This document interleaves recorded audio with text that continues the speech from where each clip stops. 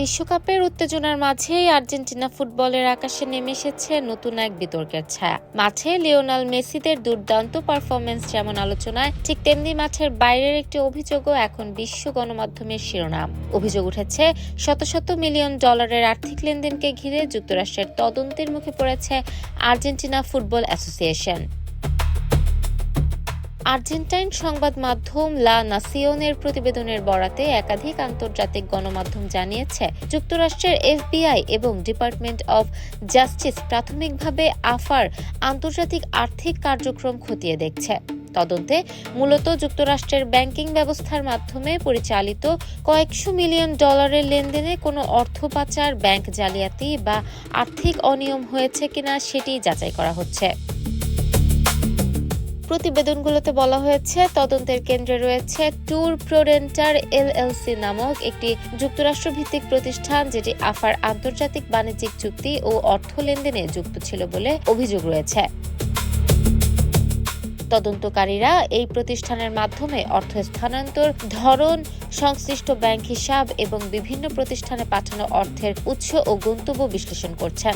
বিভিন্ন প্রতিবেদনে প্রায় ৩০০ মিলিয়ন মার্কিন ডলার সমপরিমাণ লেনদেনের কথা উল্লেখ করা হয়েছে, যা বাংলাদেশি মুদ্রায় আনুমানিক ৩,৬০০ কোটি টাকারও বেশি। তবে এই অর্থকে অবৈধ ঘোষণা করা হয়নি।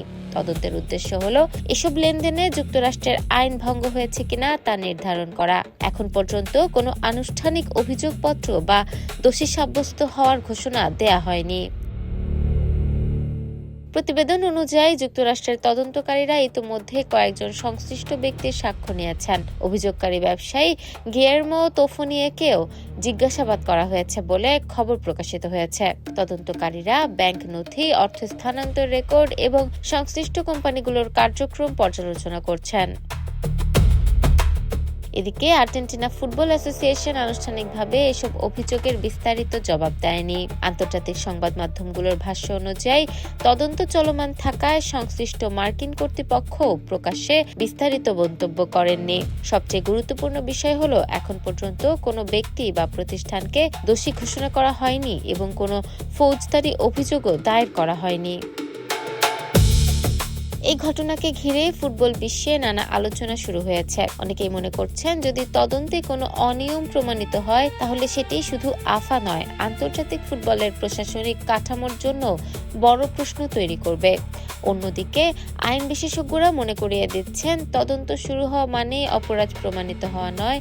তদন্তের ফলাফল এবং আদালতের সিদ্ধান্তই শেষ পর্যন্ত নির্ধারণ করবে অভিযোগের সত্যতা। বিশ্বকাপের মতো বড় মঞ্চে যখন আর্জেন্টিনা মাঠের সাফল্যের লড়াই লড়ছে, ঠিক তখন মাঠের বাইরে এই আর্থিক তদন্ত দেশটির ফুটবল প্রশাসনের ওপর বাড়তি চাপ তৈরি করেছে। এখন সবার নজর থাকবে যুক্তরাষ্ট্রের তদন্ত কোন দিকে এগোয় এবং শেষ পর্যন্ত কী সিদ্ধান্ত আসে। Desk report, campus Times.